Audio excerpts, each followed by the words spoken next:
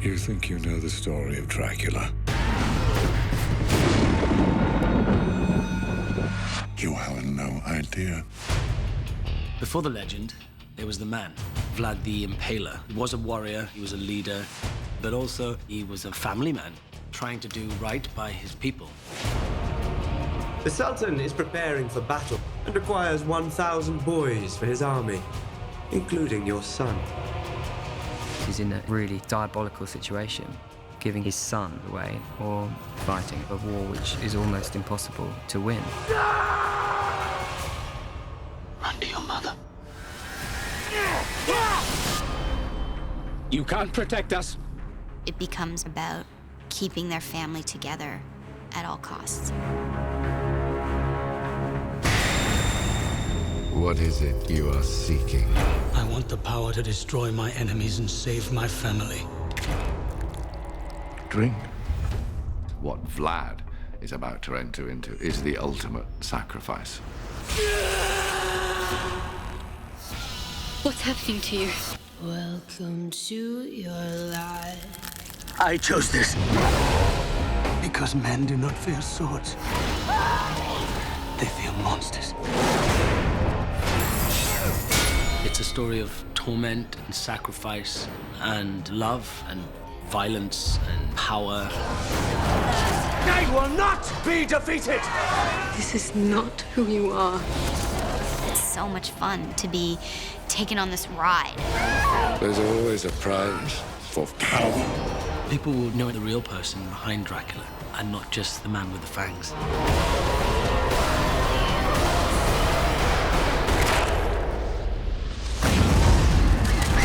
The world. There's lots of different stories about Vlad the Impaler. 10 years of peace and prosperity. Some of them are quite positive and say that he was a fantastic leader and respected by his enemies. MEHMED will punish all of Transylvania for what you have done.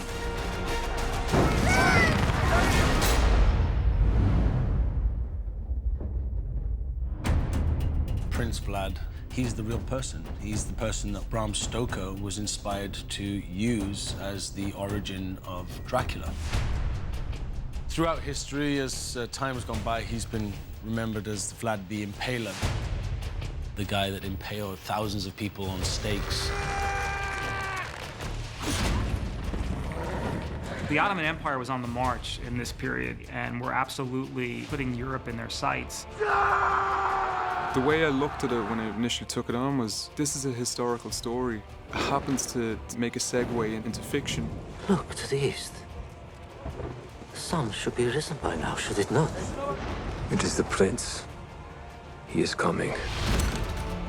Vlad was a warrior, he was a leader, he was a fighter, and he was a man who stopped the Ottoman invasions, which is a historical fact. We will not be defeated! They brought war to our land! And they will pay dearly for it. Any strong man or good leader, there's a strong woman behind there, and Marina's certainly that rock in Vlad's life. I think so much of Morena's story in the film is centered around the love story between her and Vlad, and then also just the story of love and family that, for me, the whole film is about protecting. I spent a lot of time in rehearsals with Luke trying to define a real love story and a real relationship. It's something that matters very much so in this film because it's part of the main reason why Vlad chooses to do what he does in the film is because of this undying love he has for his wife. She's there to remind him what's most important, and she's there to drive a lot of his decisions. This is not who you are. We drew a lot on the idea, the notion of somebody going off to war and what it's like to have somebody leaving you and having the stakes being so high and not knowing if they were ever going to come back again. And these were very high-stake times. You know, here's a warrior, a prince, a fighter, and a leader actually going out and risking his life for his people and his family. I will fight beside you until death. Your death would end my fight. Sarah does the most exquisite job of making me fall in love with her every time we do a scene.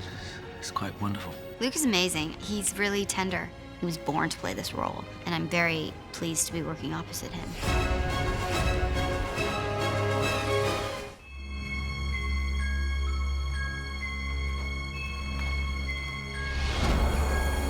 The Master Vampire is part of a kind of great scheme of things, and he's the games master, basically.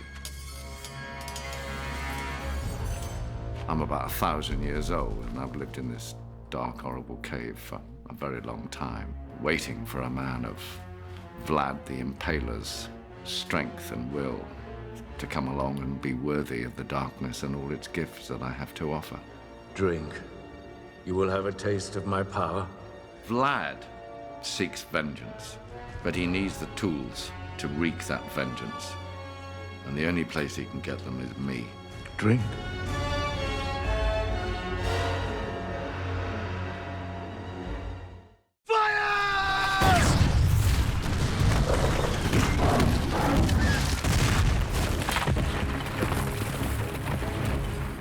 When the Turks open up fire on Castle Dracula, Vlad, now imbued with these new powers, he goes out and he takes on 1,000 men on his own. It's a massive fight sequence that punches you in the face from the second it begins. We try to encompass a lot of skill that you wouldn't really see in a sword fight or a hand-to-hand fight in regards to never keeping hold of one weapon. So he takes one guy's sword while he kills him, stabs another guy, but then hits an axe, follows that axe through. We wanted literally almost like a hot knife through butter. It's incredibly exciting, and it's done with power and energy, and it doesn't let up. This battle is our version of a show-stopping drum solo. They've brought war to our land, and they will pay dearly for it.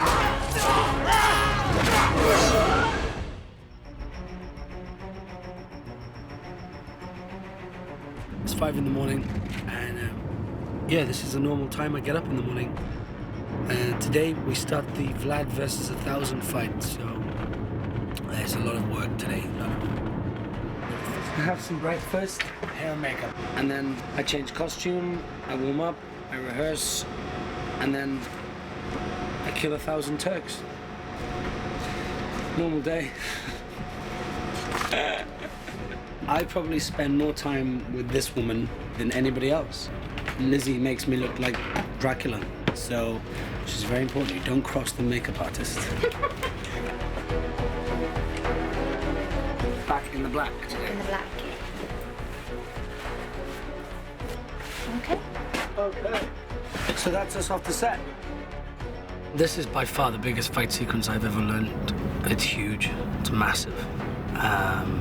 But it looks fantastic. This is when Vlad charges the Turkish army and hits the first front line, which will be the first section of 8.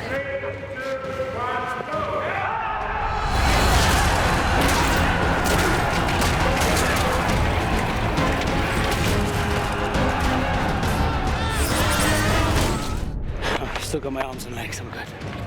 We've been prepping this fight for about 3-4 months. We've been rehearsing extensively with the stunt team and also with Luke.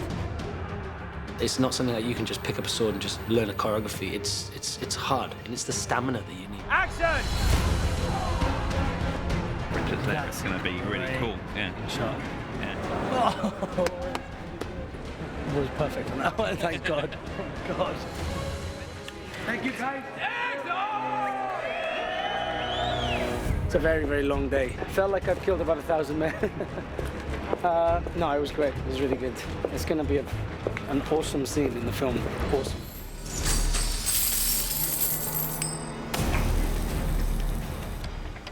The fight that I'm doing a majority of my training for is when Vlad and Mehmed fight to the death. It's a very interesting dynamic here. There's a lot of energy, a lot of power, and a lot of sort of status play, which is really fun. You are slower, brother, and weaker. It has to look real and it has to look good.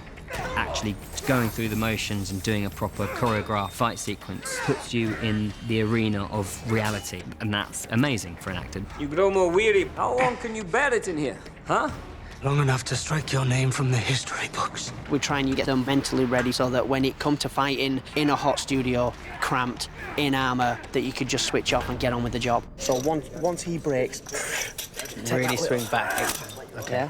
Buster Reeves, who's the stunt coordinator, he has a real flair for designing choreography that supports the actor and makes the actor look fantastic. And hopefully I've honored his work in my fight sequences.